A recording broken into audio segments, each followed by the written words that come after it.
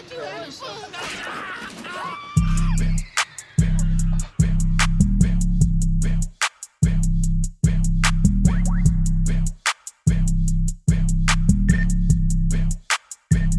this shit crank.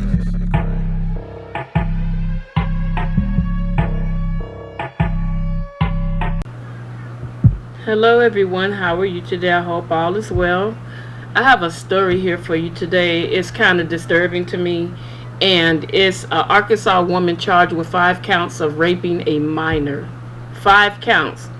I just don't get these people. Look at her. She doesn't even look, it says that she's 36 years old. This lady looks like she could be 60, 70 years old. Look at her face. She needs to be ashamed of herself. 5 counts of rape of a minor? Come on now, you guys. We got to do better than this. And the story reads as follows. Let me try to get it. A Pearl woman has been charged with 5 counts of raping a minor. And I'm not going to blame the parents, because that's the first thing we do. But where were the parents? What was the situation? Where was the where were they at where this took place?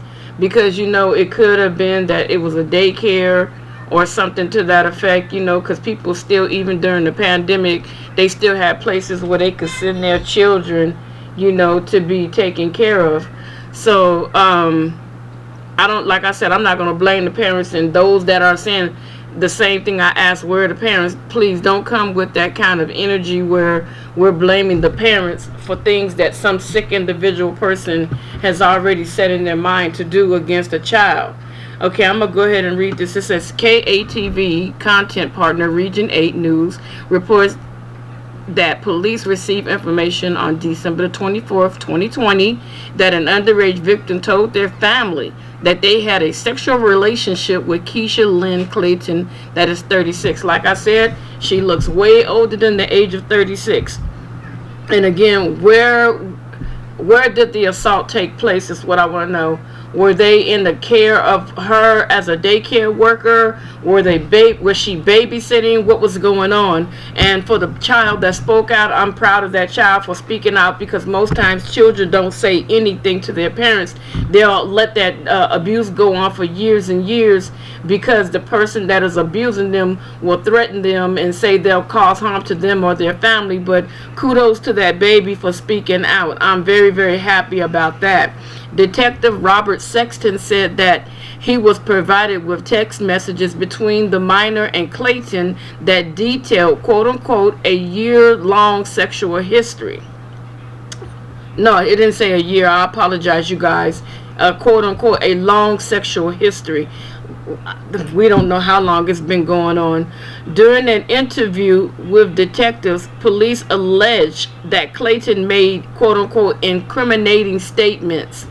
According to court documents, Greene County District Judge Dan Sidham found probable cause to arrest Clayton on 5 counts of rape.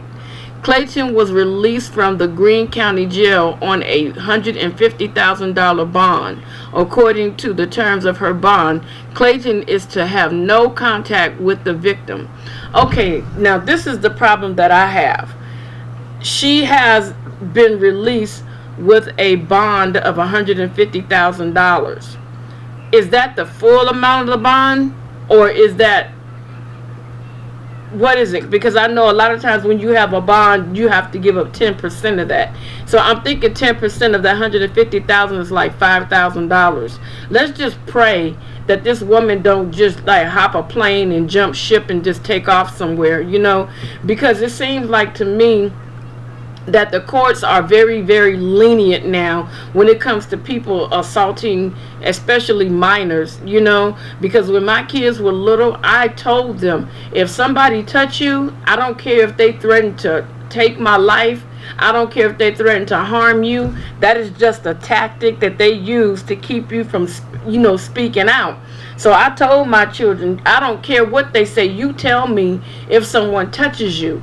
And I'm talking about in school, you know what I'm saying? Because when my kids were young, I did not allow the sleepovers. I did not allow that, because even though they're boys, you don't know what the family member is capable of. Like, you can have a family member that, that has a history of touching children. So after that person violates your children, and I've seen it in the past where, I'm not saying with the sexual assault, but I've seen where a family member has done something to someone that I knew, and the family stuck together even though they knew that the person was guilty of what was being said. So you have those moments, you know what I'm saying? So my thing is this: I'm proud of that child, and if the parents did tell their kids to speak up, kudos to you, and my condolences go out to you. Not that anybody's dead, but I'm just saying, because your child was violated. But this reminds me of a documentary that I saw, and I've been looking for it. So by me mentioning, maybe you guys can pull it up. There was a guy, he was a child molester, and so he went to jail. While he was in jail, he did some research, and they said there's a portion of the brain that could be removed. Of course, he had the surgery done. I'm gonna get through all the long talking. He had the surgery done. So when they sat him in a room full of the kids that he was desiring prior to the surgery, he had no desire to mess with those children at all because of that portion of his brain that had been removed. What I'm saying is, when a person is messing with children, or have a rape charge or a sexual assault charge, I really feel like that should be researched, and they should have that portion of their brain removed so that they can stop committing the assaults. But long story short, after the guy was able to see the video of himself during this documentary prior to the operation, and he saw how he was with children, this man cried so intently and was so apologetic, and he was like, he just thanked God that he was able to find the information to stop him. This is what I really feel that needs to happen. If you guys ever heard of it before, or have ever seen it, it was on channel 28 out here in California. So with that being said, you guys, I'm sorry I'm a little long-winded. I want you guys to like, share, and subscribe to my channel, and tell a friend to tell a friend, so that we can reach more than 1,000. I hope this goes further than 1,000, but when I get to that 1,000 subscriber, I'm going to be doing a giveaway. I don't know exactly what it's going to be, but I'm sure you're going to like it. So until next time, you guys, bless 2021 and take care of yourselves, and I will talk to you on the next video.